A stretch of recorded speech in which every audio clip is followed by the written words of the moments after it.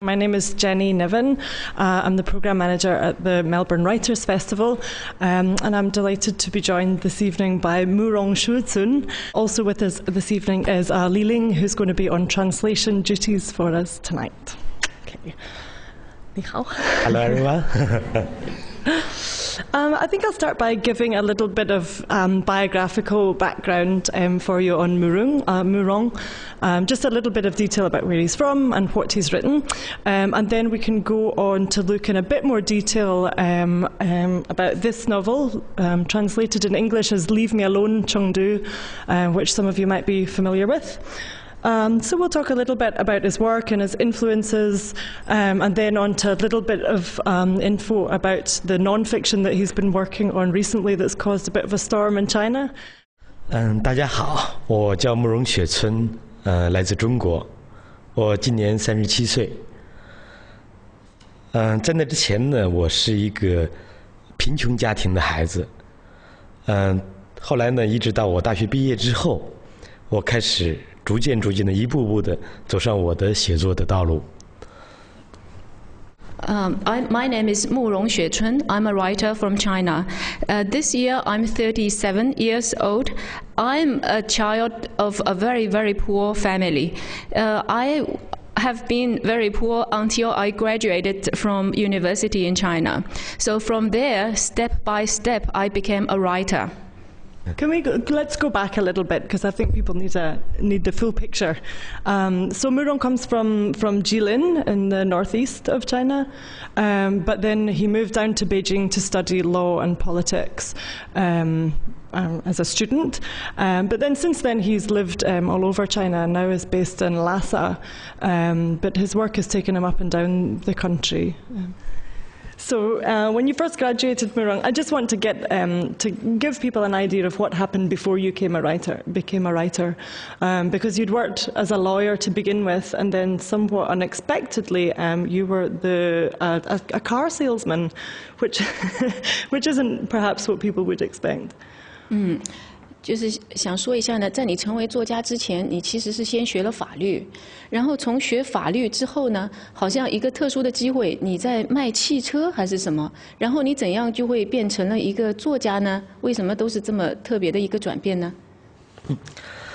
我一直比较喜欢文学，曾经写过很多的文章或者诗歌，向一些杂志投稿。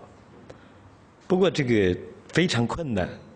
几乎是没有发表过，一直到了互联网的兴起。当时呢，中国有很多人在 BBS 上发表他们的作品，也就是因为这样的原因，我才开始写东西。I have always been a fan of literature, and I love to write. Since I was little, I started to write articles, I started to write poems, and I have been trying to get all my work published. However, before internet became available in China, I have got nothing published. So then we started to have internet in China. Many people started to publish their work on BBS. So that's also when I started to write seriously and get my work published there. Mm-hmm. And that was one of the ways that Leave Me Alone, Chengdu, as it's known in English, came about, right? You wrote it in installments and posted chunk by chunk onto the internet. Is that right? 是不是就是从那个时候开始，也就是说有互联网的时候，你开始写成都今夜，请将我遗忘。你那个时候把它放在互联网上，然后就开始特别的流行起来，是不是这样的情况？对，那个是在2002年的4月份。当时我有个朋友在写一个小说叫《我的北京》，我很喜欢那个小说，但是看完了以后呢，就有个想法，就想这玩意儿我也能写，于是就开始了这个小说，写到第7章，就在互联网上引起了特别多的关注，几乎被转载到任何一个中文 BBS 上，然后接下来呢就是越来越轰动，因为这个小说曾经导致一个网站崩溃过，它的所能承受的这个上限，就是它的访问人数超过了它能承受的上限，这网站就崩溃了。Ah, okay. Yeah.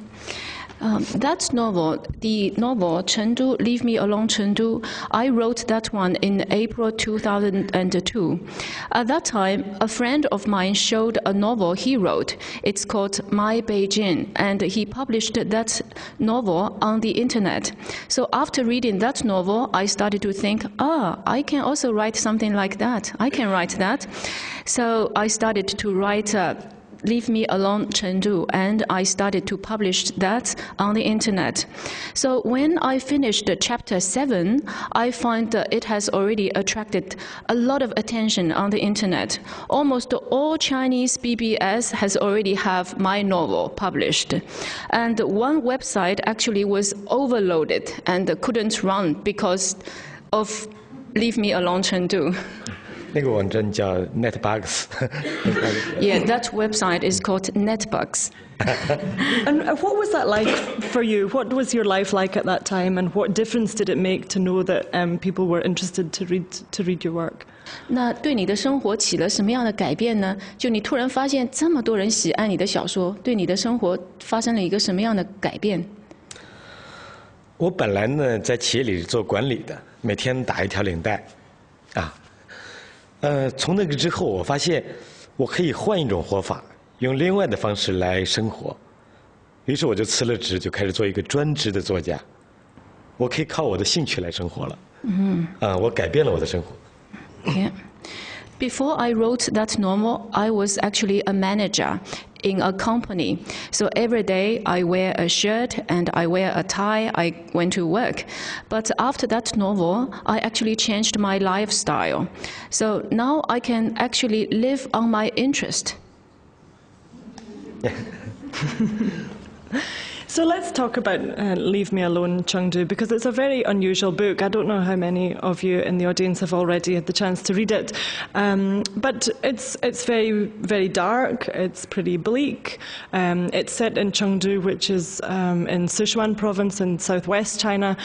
So it's a very urban novel, which sets it apart from quite a lot of the other fiction that was being written round about the same time. And it deals with a very urban set of concerns. It's a man who is struggling. He's struggling to find a moral base in amongst the Malay. Perhaps it's related to Murong feeling that he has to go to work every day, but this man is trapped in a job at a car company. He's surrounded by people who he's gone to college with, but none of them are really pulling each other up by the moral bootstraps at all. There's lots of prostitutes, there's lots of gambling, and there's a strong feeling of hopelessness that runs throughout the novel. And yeah, it's an unusual book compared to some of the other of novels that were coming out immediately before or during that time. I don't know if you want to translate. Yeah. 现在呢，就谈一谈你写的这本小说《成都今夜，请将我遗忘》。Gives you time to think. 这是一个非常非常不平常的小说，跟其他的小说可以说完全不同，跟当时那个年代中国很多流行的小说非常不一样，因为它写的阴暗面很多。然后这个里面呢，写的成都这个小说是中国西部的一个小说。然后呢，这个小说的主人翁呢是一个很平常的人。这个人呢，他就是像你刚才说的，天天要打着领带、穿着衬衫去上班这样一个人。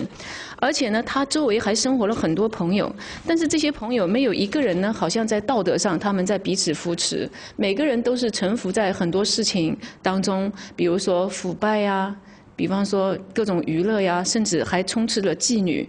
在这样的一种生活，好像是一个非常没有希望的生活，完全没有出头的这样子的希望。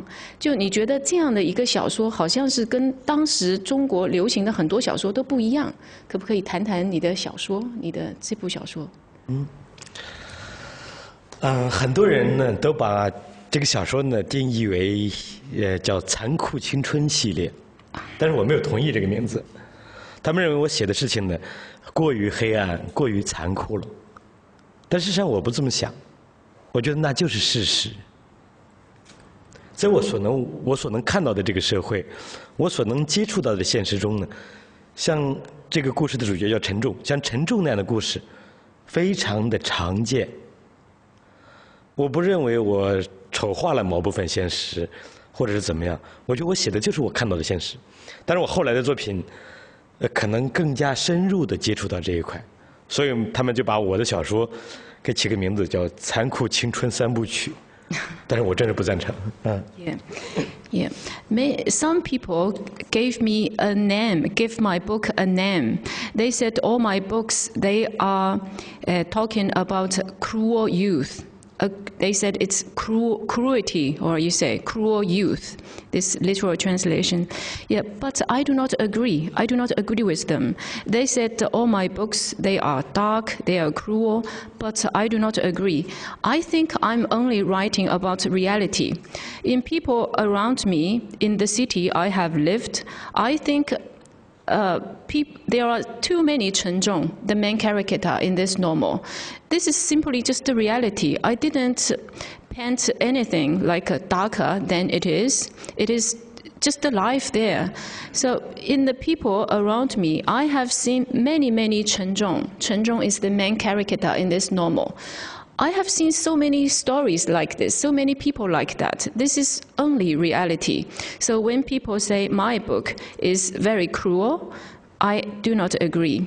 And later, when I write more novels, I had the opportunity to go a little bit deeper into characters' life. And again, people say, again, cruelty in life. Again, very dark, cruel youth. But I never agreed with them. To me, it's only reality. However, I think that one of the great privileges of being a writer is that you get to choose which versions of reality that you decide to portray. And the story in Leave Me Alone, Chengdu, it is hopeless. We go with the character Chen Zhong throughout the novel, and every time you think there's going to be a little, sorry if this is a spoiler, but you think there's going to be redemption, you think that he's going to find his way out, you think that some of the other characters with a stronger moral base might kind of pull him through, and it doesn't happen. And you could have chosen a story in which that does happen and somebody learns their lesson in the traditional way, but you didn't choose to do that. Can you expand on that a little bit? Yeah. 作为一个作家呢，你有这种特权，就是说你选择现实的某一个部分去写，然后呢，但是在这部小说当中，我们发现整个人生就全部都是毫无希望的。通常我们在小说当中都觉得某一个角色是不是在某一个程度上他的生命会得到救赎，会有一点起色，会有一点进步，或者说周围有一个人道德感更强，会帮助这个朋友一把，让他有一点起色。但是呢，在你的这部小说《成都》里面，好像这种事情全部都没有发生，他的没有一点变化。这是什么样的一个情况呢？可不可以谈一下？在我看来呢，小说是某种意义上的人生，但它不完全是我们的真实的人生。有的时候，一个小说作家呢，必须，我觉得要在他的情节上呢，要做一些建设，或者要做一些修改，就他不可能像我们每个人的真实的生活一样。虽然这个小说呢，很多人觉得是没有希望的，但是我要说一个细节。有一天晚上，一个报社的一个主编，中国的，他读了这个小说在网上的部分，在凌晨3点钟，他打电话给他的太太，就看完这个小说，他就对他老婆说：“老婆，我爱你。”他老婆3点钟正在睡觉呢，就说：“你是不是疯了？给我打这样电话？”但是我要说，虽然我写的是很黑暗的东西，但在某个意义上，可以让我的这位朋友就做出这样的行为来。Yeah. What I want to say is novel is a type of real life, but it does not have to be real life. So all authors, all writers, they construct a certain level of the reality and they make changes. So many people said this novel, the character in my novel is hopeless, but I want to tell you a story. A journalist, after reading my novel, he decided to ring his wife 3 a.m., 3 o'clock in the morning. And he rang his wife just to tell her, I love you. And his wife was fast asleep. And she thought, she was saying, are you crazy? You rang me 3 in the morning and saying, I love you. So what I want to say is, although many people say, my novel is just about the dark reality, but it can make some people make this decision to ring his wife 3 o'clock in the morning and say, "I love you." So I think Fair enough. Can I ask you about men and women in the novel? Because it seems to me that where the men are a little bit more lost and a bit more hopeless, the women in the novel are a bit stronger. And Chen Zhong's mother will not give up on him, and his wife, she stays with him through an awful lot of trauma and difficulty. The female characters in the office, even when things set them back, they seem to be able to get things together. Was that a conscious decision? Did you choose to write the novel that way? 还有就是想问一下，就是说在这本小说里，男的角色跟女的角色的不同。在这部小说里呢，男的角色好像都显得有一点点的迷失，好像有一点点的呢感到生活没有什么希望。但是女性呢，都是显得更加坚强一点。举一个例子，比如说陈重的妈妈和陈重的太太，她的妈妈在最艰难的情况下，她都不放弃自己的儿子，都是非常爱她的儿子，而且她的妻子也是陪伴了这个陈重，经历了生活中很多很多的风雨，很多很多的挫折。就对于男女在性格上表现出来的差异，是你有意识的一个写法吗？还是无意识的？这种角色的塑造呢，可能更加接近我所看到的现实。在某个意义上呢，我常常说，中国现在大概在世界上，在性道德这个方面，大概是最混乱的国家。这种混乱呢，更多是男性的混乱。我觉得女性呢，更多女性，尤其是已经结婚的、为别人太太的、为别人母亲的这部分人，往往还是比较传统的。但是男性，我所见到的，包括做官的、做生意的，很少说会有人忠于他们的妻子。我所见到的几乎一个都没有。它是这么一种情况。所以呢，你会发现在我这本书里边，也就是男人呢，大多在外面几乎无所不为，而女性呢，往往是还是较为传统的。Yeah. Again, I think it is reality in China now. I think in China, men, they are not very loyal to their wives, especially those high-level officials or businessmen. Very few of them are loyal to their wives. In people I know, I don't think I know even one who is very loyal. However, the situation is very different in women. So women, they are more conservative, they are more traditional, they are loyal, especially those women who are married. So I find them very loyal. Again, I think this is reality in China at the moment.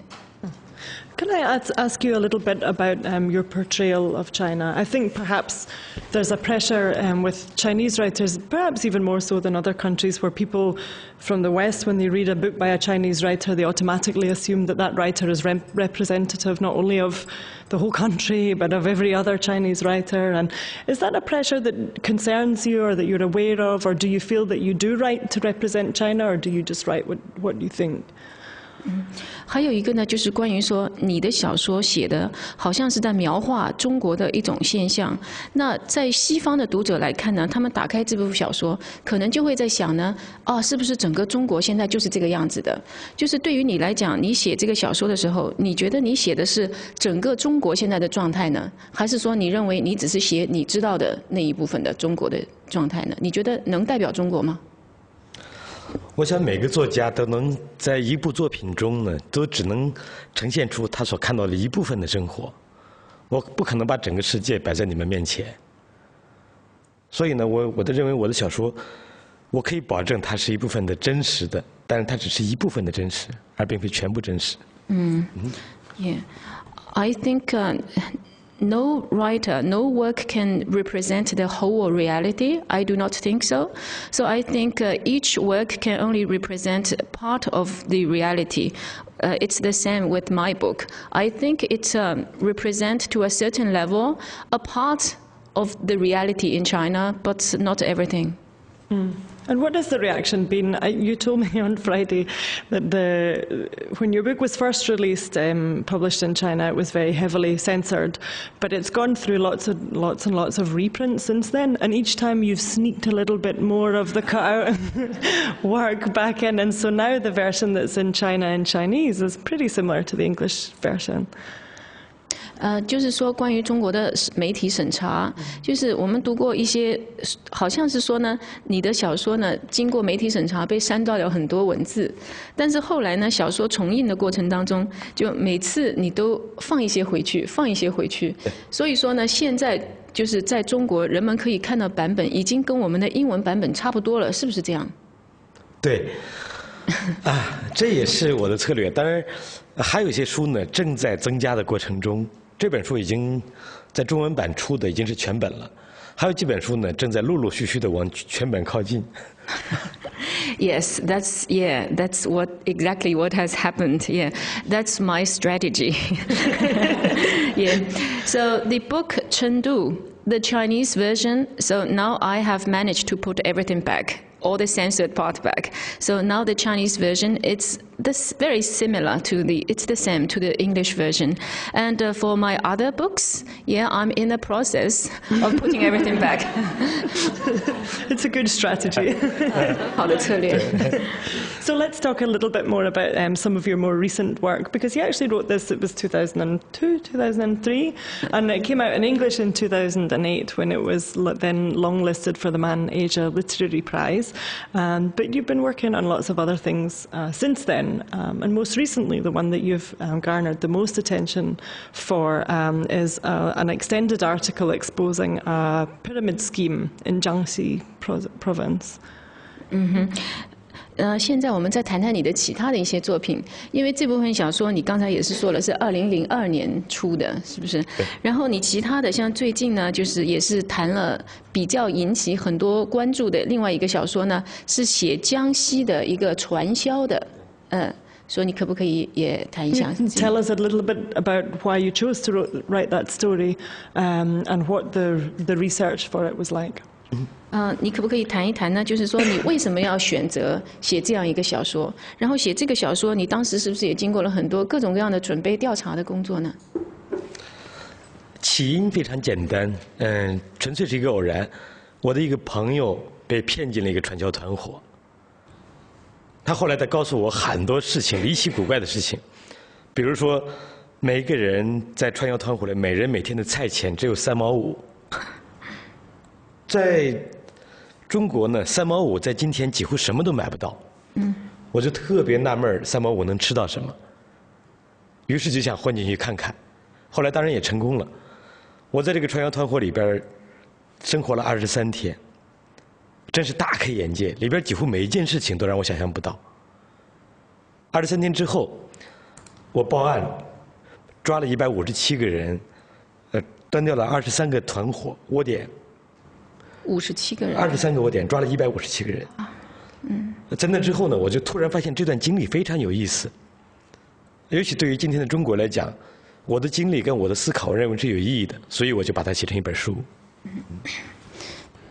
The reason of writing this novel is actually very, very simple. One of my friends was scammed into a pyramid scheme, and he told me many very, very strange things. For example, in this pyramid scheme organization, their everyday food allowance is only 35 cents RMB. So that's like 6 cents Australian dollars, 6 cents.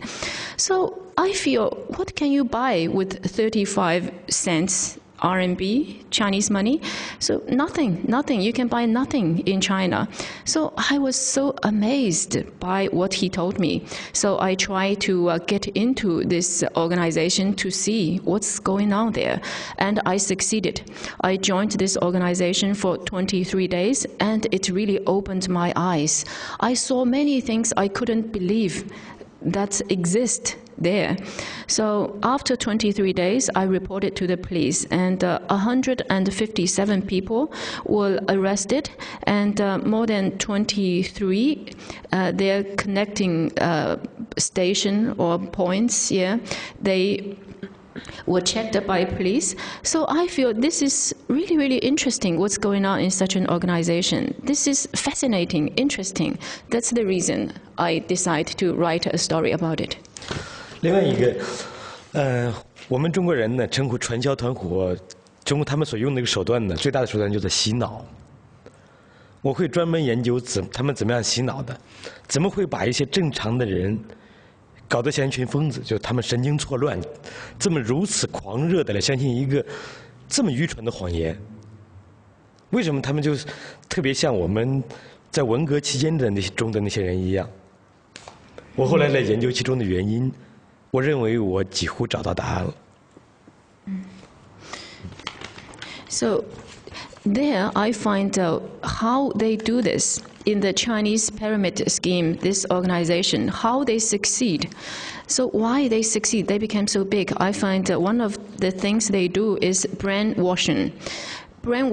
So I started to investigate how they actually did that.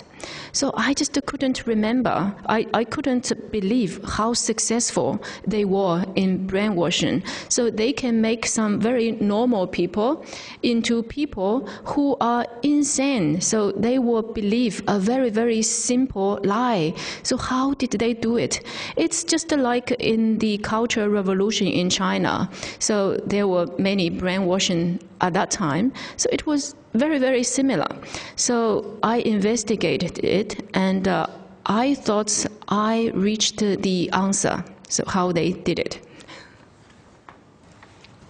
Can you tell us? 你可不可以告诉我们他们是怎么做的洗脑？大家都想知道，你找到了什么答案？其中有几个措施。其中第一个呢，就是营造一个完全封闭的环境。我们不能读书，不能看报，不能听广播，不能上网，不能跟外界接触。然后呢，他们会把那些谎言呢，就比如说你投入3800就能赚到500万，把这样的谎言呢，每天不停地向我们灌输，每天要说几十遍乃至上百遍。他们有一些类似宗教一样的纪律，宗教一样的仪式。有非常严格的纪律，这些纪律呢，他们告诉你呢，全是国家为我们制定的法律，必须要遵守。另外还有许多的在这里一句话讲不完，我为此写了一本这么厚的书，在这里只能简单的讲一讲。Yeah, I will give you just a few examples. I wrote a very thick book about it, so it's not easy to tell you everything. So I give you some examples. So some of the strategies they used were, the first is they create a closed environment, a very closed environment. So the people, when they were there, they were not allowed to read books, they were not allowed to read newspapers, they were not allowed to listen to radio, and there was no internet and no contact with outside at all. So it's a very closed place, it's closed. So the second is to repeat lies. For example, they will tell a lie, said, so you put in 3,800 RMB, and in the end you will make at least 5 million. So this is a lie, but they repeat it every day, many times, hundreds of times each day. They repeat this lie to you. And the third is they created many rituals. It's like religious rituals. So there are things they had to do each day, and they would tell people these were all law. You have to do it. You have to do it every day. So these are some examples I can give you. I wrote a book, a very thick book about it, so maybe you can read it. The book has been translated into English right now, so I don't know when it's due for publication. Do you know, the translator's in the front row. Do you know when it'll be finished, Pan Wei-jun?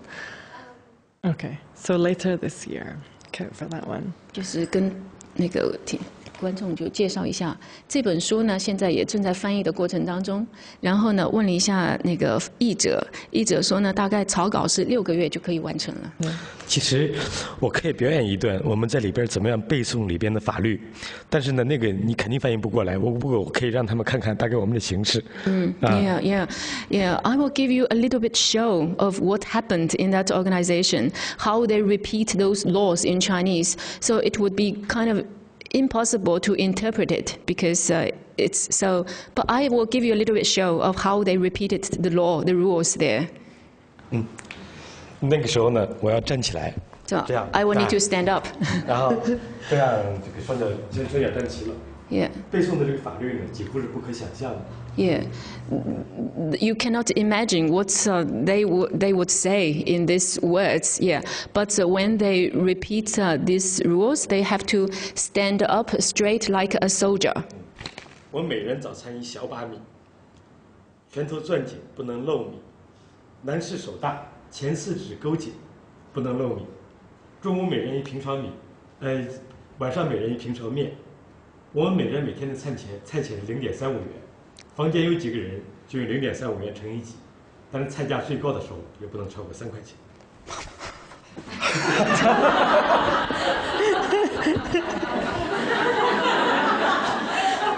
This is the law. Come on, they're dying to know. I know you will want to know what's said. I will try my best.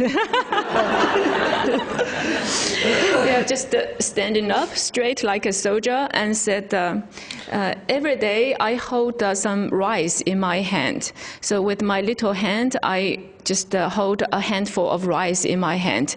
So man has a bigger hand, so I have to hold it on very tight. Yeah, so in the dormitory, you have how many people? Then times 35 cents RMB, that's our allowance for today. And so no matter how many people you have, the maximum you can spend a day is $3 RMB, something like that. This is the law. This is law. Yeah, this is rule. This is the law. The law is about what you can eat and your daily allowance. When the book came out in Chinese, it won a very prestigious prize, the People's Literature Prize, but then when Murong went to collect the prize, he was banned from making his acceptance speech. That's a very unusual situation where you would award the prize, but then can we talk about that a little bit? 就是说，这本书出版以后呢，你因此得到了一个中国很重要的奖，就是人民文学奖。但是呢，你当时去领奖的时候呢，他又不让你在那里发言。这个对我们来讲简直就是不可想象的。你让一个人获奖，但是你又不让他发言，能不能请你谈一下当时的情况？ 那天呢，颁奖是在北京，我提前1天就到了北京。人民文学杂志社呢，就有个人就告诉我，你要准备一个获奖感言。然后我就写下了我的获奖感言。结果到了现场，他又告诉我说，你一会儿就不要讲话了。但是我就跟他抱怨，我说我就写好稿子了。他就说，我们主编要看看你的稿子，就把我稿子拿去看看，回来告诉我，你还是不要讲话了吧。Yeah. So what happened that day was like this. So that award ceremony was in Beijing. So I arrived 1 day earlier.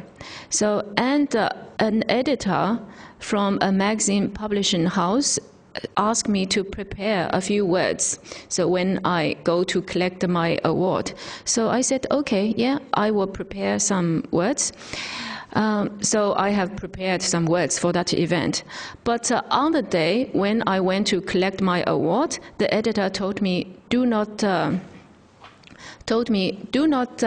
say your words. Yeah, do not say. You will not be allowed to say anything.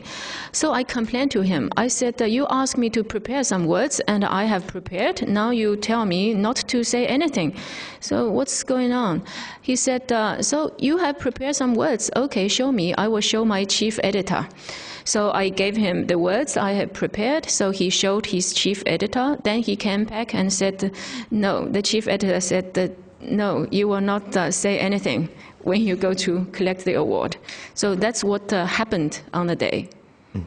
这是一部分我的这个发言稿，因为我英文发音不标准，所以能不能请你帮我录啊？一段，这一段是，Okay, yeah. So I actually have those words here. So yeah, my English is not very good. So maybe the translator can. Yeah, I will. Yeah, I will say part of it. Yeah. The only truth is that we cannot speak the truth. The only acceptable viewpoint is that we cannot express a viewpoint. We cannot criticize the system. We cannot discuss current affairs. We cannot even mention distant Ethiopia. Sometimes I can't help wondering, is the Cultural Revolution really over? 后面还有几段，也可以读一点。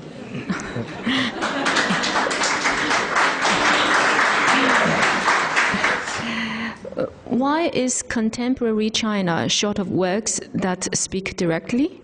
Because we writers cannot speak directly, or rather, we can only speak in an indirect way.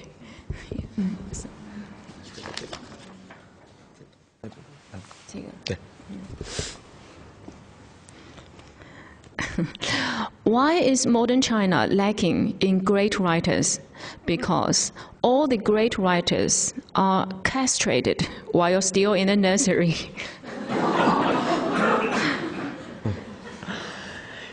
That leads nicely on to my next question, because I wanted to ask about, because your position, you chose not to join the Writers' Association, you work independently. You've made a series of choices throughout your writing career that set you apart and give you what in English is the position of an independent writer. So what does that mean for you as a writer, and how does that affect your relationships with your peers? And how can it work? I mean, I lived in China myself for 6 years, and so the contradictions are not as surprising to me now as they were before, but still there's a huge contradiction in the fact that the most prestigious literary prize could be awarded to someone, and yet to commend their work, and yet they're not allowed to speak from the heart in receiving it. It's a huge contradiction. That's three or four questions wrapped in there at once. But firstly, perhaps you can talk about your position as an independent Chinese writer and what that means for your relationships with other writers. 就是你作为一个作家呢，你做了自己的选择，就是你不要参加中国的作家协会，就是你想作为一个独立的作家，这个对于你跟你同行的关系有什么样的影响？就你这一个选择。就我在中国呢住了很多年，我也大概知道中国的情形。比方说，中国有一些重要的奖项可能会颁发给某些人呢，或者是怎样的。就是可能我想问的很多，但是首先呢，就是请你谈一下，你呢作为你选择作为一个独立的作家，那你作为一个独立的作家，你也可以谈一下，跟我们介绍一下，你跟你作为其他的，比方说那些非独立作家的同行啊，关系有没有受影响啊，等等的。那就不可避免的要提到中国的作家协会。据我所知呢，它大概世界上唯一一个有政府出钱来养着给作家发工资的这么一个地方。很多人呢完全没有作品，但是呢，他们依然呢，政府每个月给他们发工资。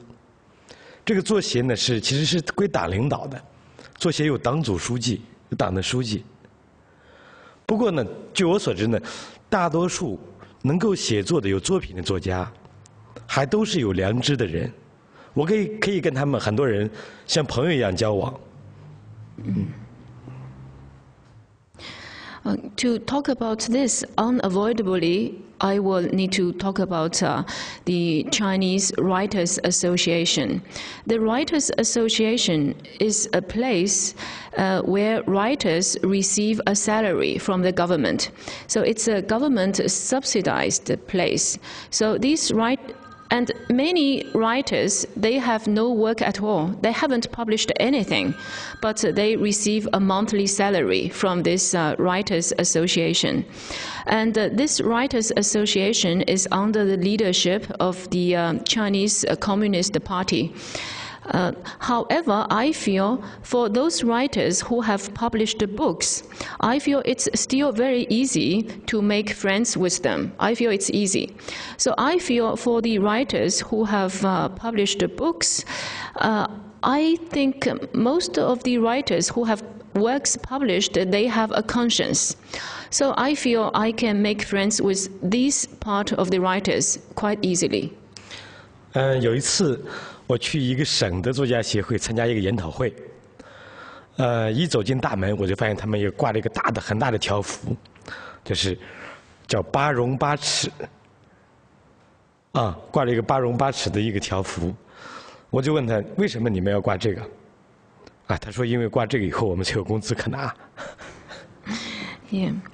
Once I visit a province Writers Association, they were holding a seminar there. So I went to attend that seminar. So when I walked in, I found on the wall, there are some Chinese caricatures called 8 glorious deeds and 8 shames. It's a very Communism Party thing. So 8 things they encourage and 8 things that are shameful. So I asked them, why do you hand these posters up? What are you doing? So those colleagues told me, well, as long as we put this up, we have salary to receive. Yeah. So I think when you said Chinese writers are castrated, there's a bit of Murong humor in there, but I think, as usual with your writing, it's laced with the truth. And I'd be interested to hear you expand on that. What do you think of contemporary Chinese literature? And in my own experience, I've met quite a few writers who sadly have decided that they don't want to pursue literature anymore. They'll make films, or they're going to work in other mediums that they find to be easier, or that you can become the equivalent of published much easier. It's quicker to disseminate your ideas via other models than the traditional slow publishing model. What is the situation in China? Is there hope? Will things get better? 刚才呢，就是慕容说很多伟大的作家好像是在幼年时期就被阉割了。我认为呢，您在说这个话的时候，有一种慕容式的幽默在里面。我想呢，再请你聊一聊，就是关于你对现代作家的一些看法。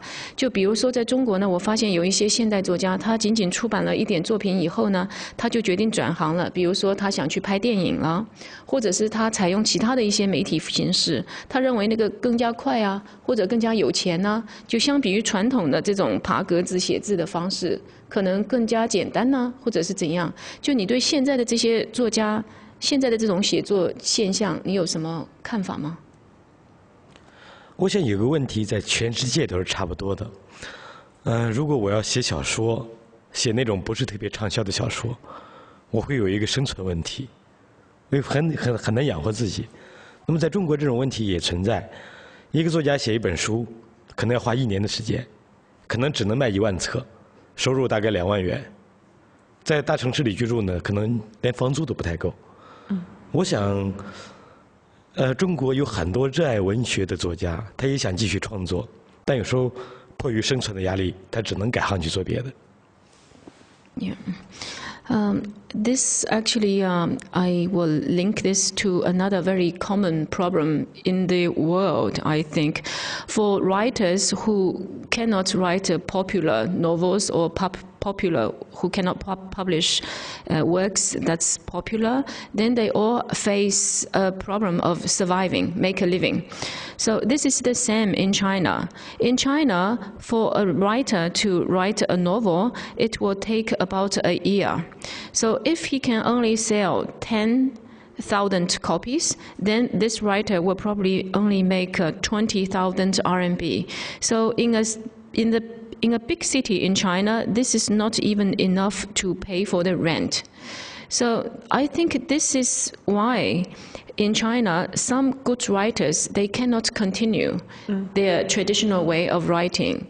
So under the pressure of making a living, so they decided to change to something else. One question I'd like to ask before we finish. I think that when we talk about censorship, often I hear the opinion, and people think in the West that as people's personal circumstances in China get better and people begin to make more money, there is the assumption that then that economic drive will soften things politically, and that there will be more freedom for literature and these different things. Do you agree with that?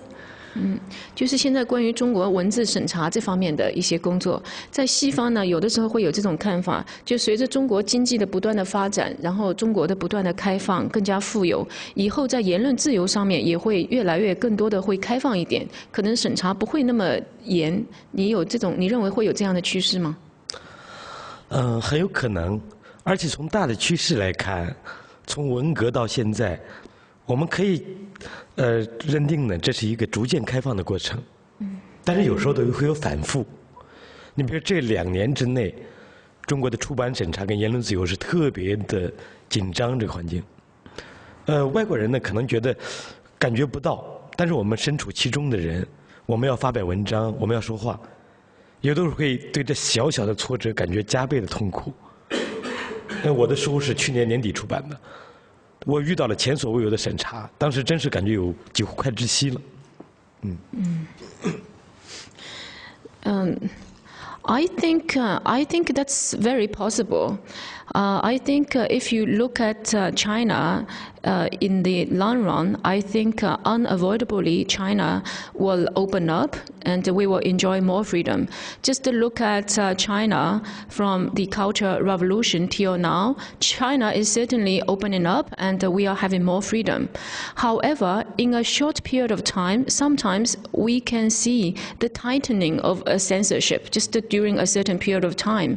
For example, in the last 2 years, I feel the censorship in China has been extremely strict.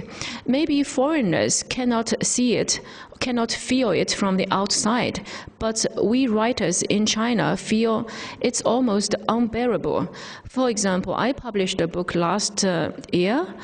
I feel the censorship was so strict, I feel I was almost suffocated. And Liu Xiaobo and the Nobel Prize, do you think that will help or make any difference? Or has it made things worse?